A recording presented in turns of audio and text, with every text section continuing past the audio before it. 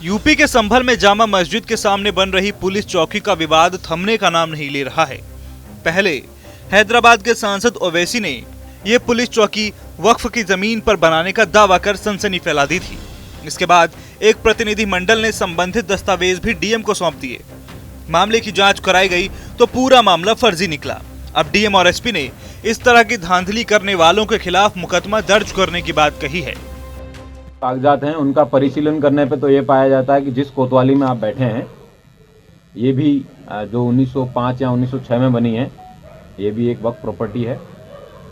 और इस तरीके के जो कागजात प्रस्तुत किए गए हैं, जितने भी वक्फ प्रॉपर्टी के कागजात हैं, उन सबको वेरिफिकेशन करवाया जाएगा। उनका जिसमें सेक्शन 56 है वक्फ एक्ट 1995 का, उसका जो वायलेशन हुआ है उन सबका भी वेरिफिकेशन कराया जाएगा।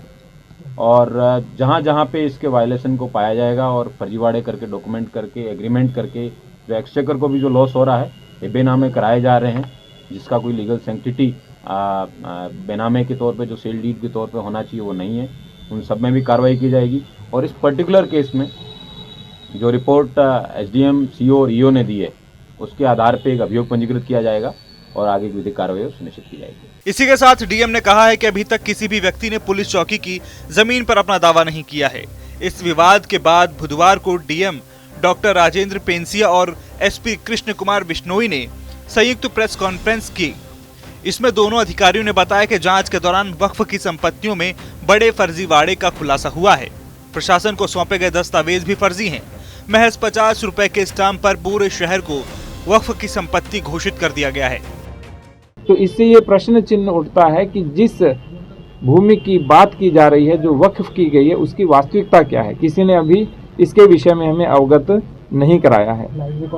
उस वक्फनामे को देखें तो जनपद संभल की हजारों बीघा भूमि का बैनामा कर दिया गया है, जबकि मोहम्मद अब्दुल समद की अपनी संपत्ति का उसमें कोई उल्लेख नहीं है। उस वक्फनामे में यह भी लिखा हुआ है कि अपनी संपत्तियां मदरसे के निर्माण हेतु दे रहा हूं। तो क्या कोई व्यक्ति हजारों बीघा भूमि मदरसे के निर्माण हेतु दे रहे हैं? तो 1 से लेकर के 20 तक की संपत्ति में कहाँ मदरसा बनना है, कौन सा मदरसा बना है और किस तरह से उस मदरसे का निर्माण होगा, उसका कोई उल्लेख नहीं है। इसके बाद जो नगर पालिका के आसपास का क्षेत्र जितना भी है हमारा, जिसमें सारे सरकारी स्थान हैं, जिसमें तहसील है, पुलिस थाना है, पुलिस चौकियां हैं, डाकघर है और जो विवादित धर्मस्थल है, श्री कल्की मंदिर है, वो भी उन चौहद्दियों के बीच में ही आता है। तो जो अनरजिस्टर्ड, अनवेरीफाइड जो बैनामा है और जो 50 रुपए के स्टाम्प के ऊपर दिया गया है, तो उसके अंदर सारी संपत्तियां भी एक तरह से वक्फ के रूप में लिखी हुई हैं। वक्फ के दावे संबंधित अभिलेखों की जांच के लिए गठित कमेटी की रिपोर्ट में ये खुलासा हुआ है। इसमें बताया गया है कि एक मदरसे के लिए गैर कानूनी तरीके से संपत्ति को वक्फ किया गया है। इस गैर रजिस्टर्ड वक्फनामे के अनुसार पूरा संभल शहर ही वक्फ की संपत्ति पर बसा है। इसमें जामा मस्जिद से लेकर विष्णु मंदिर और सभी सरकारी दफ्तर भी शामिल हैं। प्रेस कॉन्फ्रेंस के दौरान डीएम ने कहा कि जामा मस्जिद के सामने बन रही सत्यव्रत पुलिस चौकी की जमीन का कोई विवाद नहीं है। संपत्ति क्रमांक संख्या 1 से 20 तक की सारी जो चौहद्दियां हैं, उन्होंने बताया है कि ये फर्जी प्रतीत होती हैं और जो संलग्न वक्फनामा है उसके दस्तावेज भी फर्जी प्रतीत होते हैं।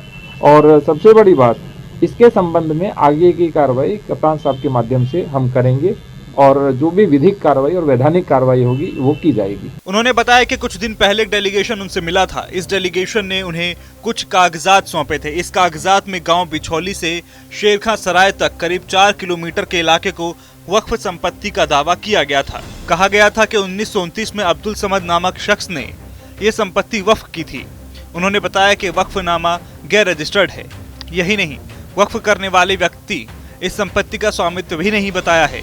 ऐसे में ये वक्फ गैर कानूनी है, बल्कि वक्फ की आड़ में करोड़ों की संपत्ति की गैर कानूनी खरीद फरोख्त कर राजस्व का चूना लगाया जा रहा है।